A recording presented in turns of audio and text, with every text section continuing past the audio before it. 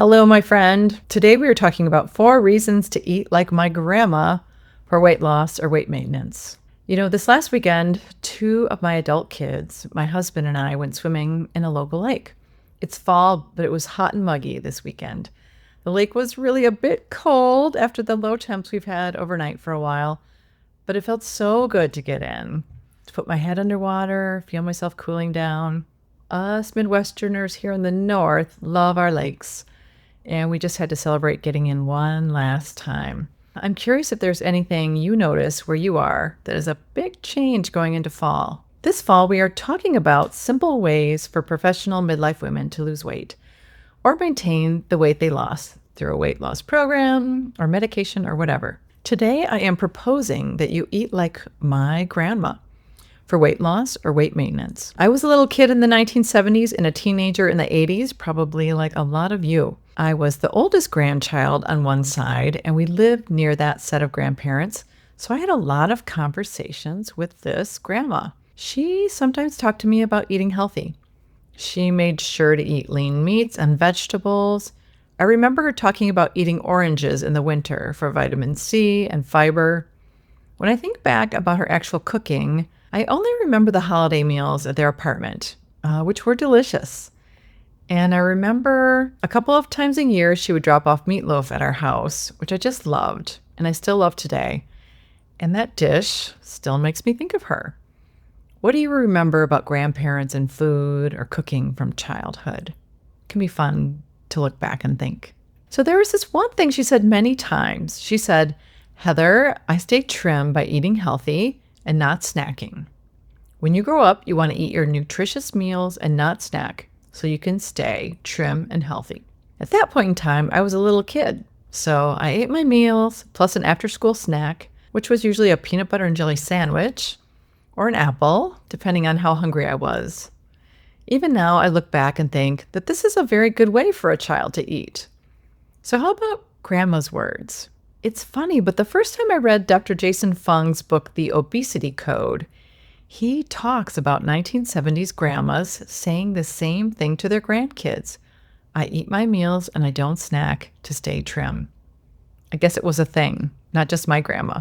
Actually, there's a real advantage to eating like my grandma for the midlife woman. And I'm thinking of 4 reasons today.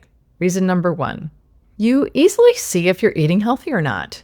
Each meal needs protein, fiber, and healthy fats.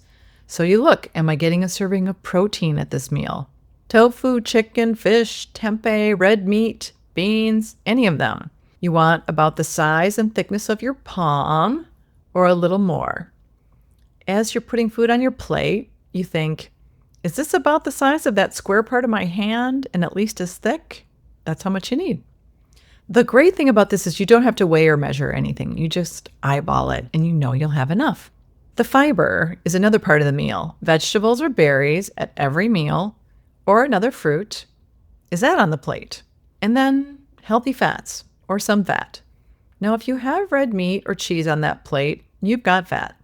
Otherwise, if you're having something like grilled fish and vegetables or salad, you may need to drizzle a little olive oil on something. Olive oil does not cause any diseases, and it does not raise your insulin levels, which we are talking about again today. There's your healthy meal: protein, fiber, healthy fats, or some fat. All right, number 2 reason to eat like my grandma. You are less likely to overeat if you eat 3 meals or 2 meals and no snacks. When they studied people, the people that go for that 6 small meals or 3 meals and 2 to 3 snacks, it turns out that those folks eat a little less at the meals if they had a snack in between, but they don't eat that much less.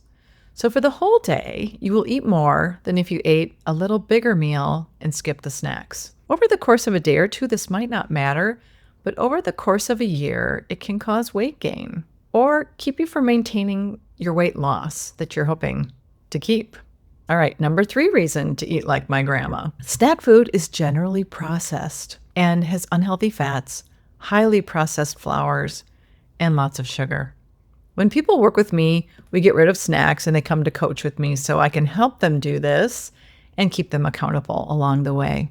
I had this client who was a primary care doctor. Every Tuesday, she had a long clinic day. So the time between lunch and dinner was at least 6 hours, and that was too long. She was getting really hungry before dinner. We talked about what she could eat when she would sit down and look at patient lab results on her computer. Some ideas were those individual servings of guacamole with carrots cut in flat discs, just right for scooping. Or she could have something like celery and nut butter, that classic childhood snack. She could measure out a serving of nuts ahead of time and bring that, nuts with no sugar or chocolate on them. We talked about ideas, and she kind of gave me this ew face. I got curious about what she was thinking, and she said, that would work, but it doesn't sound great. And I said, oh, I thought you really liked guacamole. She said, I do really like guacamole, but this snack doesn't sound very fun. Does that perk your ears up?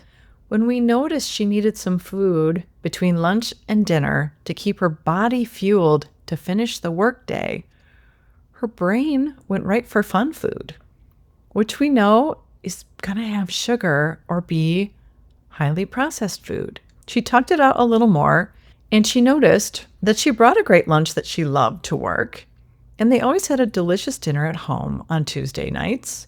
So she decided that maybe that afternoon kind of fuel up she needed could just be something she liked to eat and not a form of entertainment or a treat.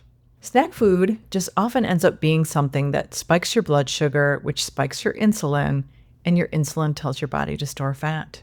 Thus, it works against weight loss and weight maintenance for most midlife women and beyond that age as well. The number 4 reason you should eat like my grandma. For your hormones, eating snacks works against the midlife woman if she wants to live at a normal weight. I talk all the time about how the drop in estrogen leads to a bump in insulin resistance starting at perimenopause. You were fine and suddenly you get weight gain around the middle, right? Eating multiple times a day keeps your insulin levels up, which keeps you in fat storage mode and increases insulin resistance. When you are insulin resistant, your body has to make more insulin to process the glucose in your blood from the food you ate.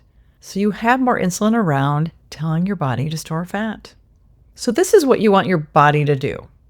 You eat, and the food mainly turns into glucose that goes into the bloodstream. You use a little bit of it right then for walking and thinking and your heart beating, and the excess gets stored. A little bit goes into the liver as glycogen, and the rest gets stored as fat. So let's say it's a good day. It's 1:30 p.m. and your blood glucose has fallen to its normal non-eating state after lunch, and your insulin drops as well, just like it's supposed to. You're working, you're leading your team or seeing patients or whatever. Your body will use that little bit of glycogen from the liver for energy first, and then will pull from your fat stores until you eat dinner at 5 p.m. Then it all starts over again. This is a good cycle for a human body. This is a good cycle for a midlife and beyond woman's body. Picture a different day now. You pop something healthy into your mouth every hour between lunch and dinner. Your insulin will never drop low. You will possibly never use fat for energy that afternoon at all. In order to work with your hormones, it works well to have time in between meals where you don't eat anything. Your insulin goes low and you pull fat for energy. As an aside, I'll often get the question here, if I take estrogen therapy, will that make the belly fat go away? The answer is unfortunately no. Menopause hormone therapy is not a complete replacement of your estrogen from before perimenopause, and it has been found to be weight neutral in studies. You are an individual, but overall, most women do not gain or lose weight because of menopause hormone therapy. So my grandma, who said to me, eat healthy meals and don't eat snacks to stay trim, she had it right.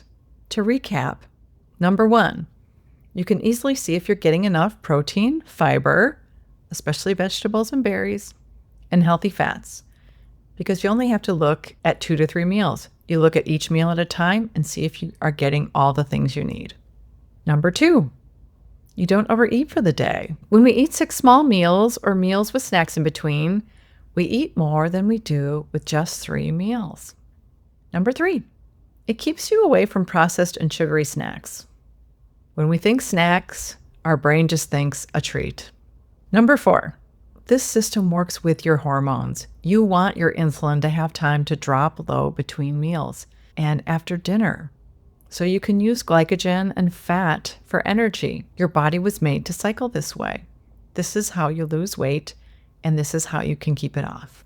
I hope you found these 4 reasons to eat like my grandma interesting, and it might help you think how you want your day to look as far as your eating schedule goes. Please share this podcast episode with a friend who might also find it compelling to eat like a 1970s grandma. And don't forget to subscribe so you don't miss an episode. Thanks for being here today.